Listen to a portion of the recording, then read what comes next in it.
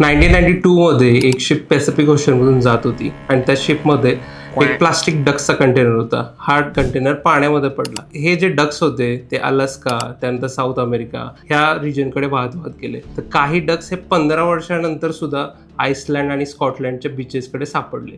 तर हे कशामुळे झालं असेल ह्याचा काहीतरी प्रश्न पडतो. तर ह्याचं रिझन आहे ओशनिक करंट्स.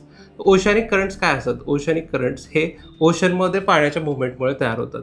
ओशनिक करंट्स हे दोन प्रकारचे असतात, एक सरफेस करंट आणि दुसरे deep ocean currents. Surface currents हे 10% ओशनिक वॉटरला इम्पॅक्ट करतात, तर डीप ओशनिक करंट्स हे 90% पाण्याला इम्पॅक्ट करतात. ओशनिक करंट्सला कोणते कोणते फॅक्टर इम्पॅक्ट करतात? तर त्यासाठी एक आहेत विंड्स, जसे की ट्रेड विंड्स, वेस्टर्लीज. ह्याच्यामुळे ओशनिक करंटची डायरेक्शन फिक्स होते. त्याबरोबरच टाइड्स आणि वॉटर डेन्सिटीमधील चेंजेस आणि रोटेशन ऑफ अर्थ यामुळे ओशनिक करंटचे डायरेक्शन, त्याबरोबर त्यांचा फ्लो हा मेंटेन होतो. यानंतर ओशन फ्लोअरची टोपोग्राफी आणि शोरलाईन यामुळे सुद्धा हे करंट मॉडिफाय होतात. ओशनिक करंट्स हे टेम्परेचरला रिडिस्ट्रीब्यूट करतात. पोलार रिजनकडून थंड पाणी इक्वेटोरियल रिजनकडे येतं, तर इक्वेटोरियल रिजनकडून वॉर्म वॉटर हे पोलार रिजनकडे जातं.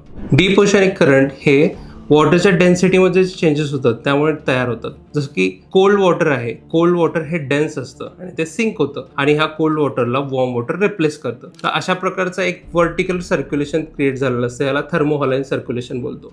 तर थर्मोहॉलाईन सर्क्युलेशन आणि जे सरफेस सर्क्युलेशन आहे याच्यामुळे एक कन्व्हेअर बेल्ट क्रिएट होतो. हा कन्व्हेअर बेल्ट सापासारखा अर्थच्या ओशनवर पसरलेला असतो. हा बेल्ट प्रत्येक सेकंदाला काही सेंटीमीटर एवढाच पुढे जातो आणि त्यामुळे एखादा पाण्याचा जो ड्रॉप आहे त्याला हे पूर्ण सर्क्युलेशन कंप्लीट करण्यासाठी हजारो वर्ष लागतात. आता रिसेंटली क्लायमेट चेंज होतोय, त्यामुळे काय होतं की ह्या कन्व्हेअर बेल्टची स्पीड अजून स्लो होत चालली आहे आणि ह्या कन्व्हेअर बेल्टची स्पीड स्लो झाल्यामुळे क्लायमेटवरही त्याचा इम्पॅक्ट होतोय. आता आपण पुढे काही ओशनिक करंट्स दिलेले आहेत. हे ओशनिक करंट्स क्लायमेटिक चेंजेस तसेच ओशनची स्टडी करण्यासाठी महत्त्वाचे आहेत.